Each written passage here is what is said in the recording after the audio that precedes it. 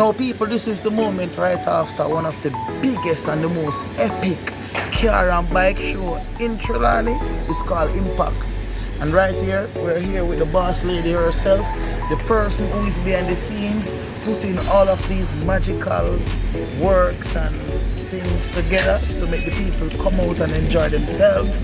So boss lady, how was Impact 2025? Well, Impact was an impact, you know, because you don't know the name wake up. Well, the ladies them come out. It was a girls' summer this year, I guess, and we get more bikers better than previous years before. Yeah. So yeah, it was a great show. How was the turnout so far? Yeah, it was good. It was great. Can I ask you one question? Is this year bigger and better than last year? Big by far. The girls them take over this year. Girls' summer. Alright, fully happy for it. Everybody work. We're up from morning till night.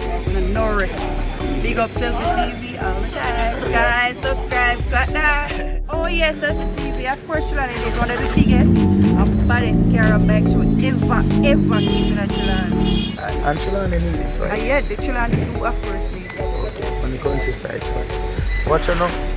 One Impact, you leave.